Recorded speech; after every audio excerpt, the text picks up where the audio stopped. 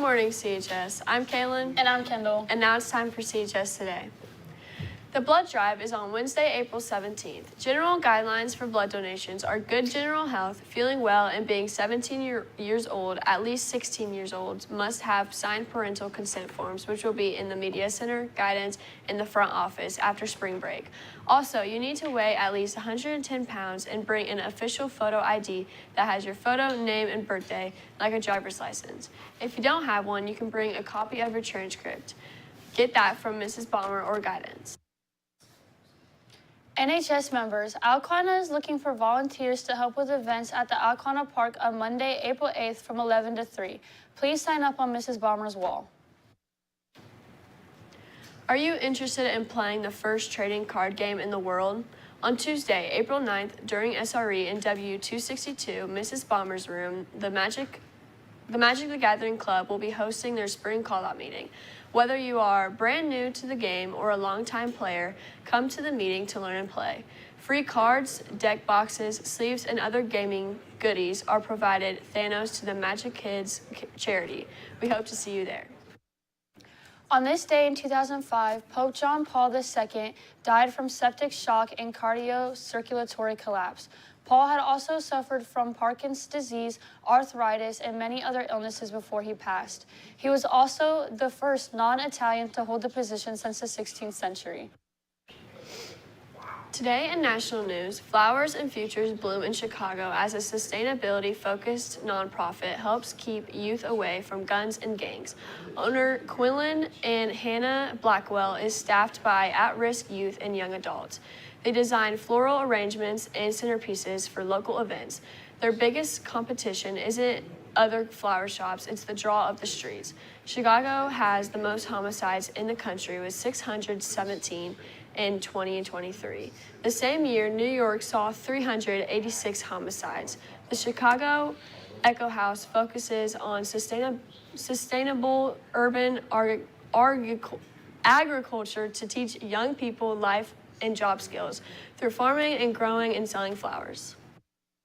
Election disinformation takes a big leap with AI being used to deceive worldwide. Artificial intelligence is supercharging the threat of election disinformation, making it easy for anyone with a smartphone and a devious imagination to create fake but convincing content aimed at fooling voters.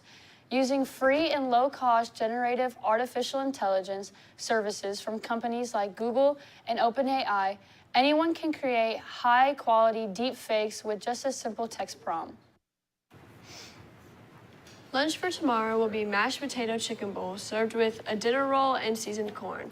Other options include an Italian meatball sub or a spicy chicken sandwich, both served with a side of seasoned waffle fries. The weather was pretty nasty last night. Will the sky clear up at all today, Charles? No, it won't. 5 p.m. It's going to be 71 degrees with an 80% chance of thunderstorms. Tonight around 10 p.m. When we go to bed, it's going to be significantly colder. It's going to be 56 degrees with no rain. Then tomorrow morning when we wake up, it's going to be even colder at 40 degrees with no rain. Looking to the 3-day. Tomorrow, Wednesday, high of 56 with a low of 35, 50% chance of thunderstorms. Looking to Thursday, it's going to be about the same with a high of 46 and a low of 36 with a 50% chance of wintry mix.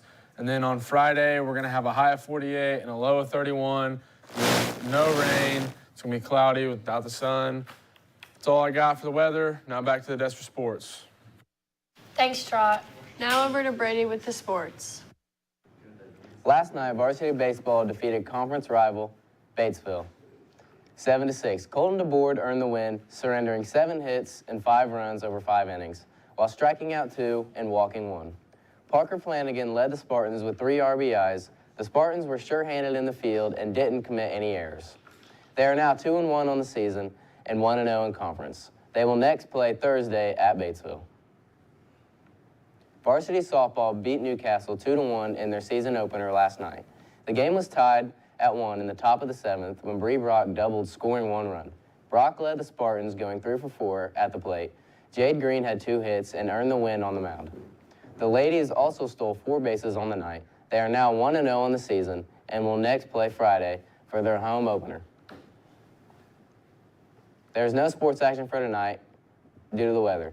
Sports action for tomorrow is girls tennis at home against Northeastern at 5 and JV softball away versus Greenfield Central at 5:30. That's all for sports. Now back to the desk for birthdays. Birthdays for today are Whitney Corum, Lilith Ketchum, and Ebony Means. Birthdays for tomorrow, Elliot Lakes and Carter Gilliam. Happy birthday. I'm Kaylin. I'm Kendall. And I'm Brady Cloyd. I'm Schrock. And that's all for CHS today.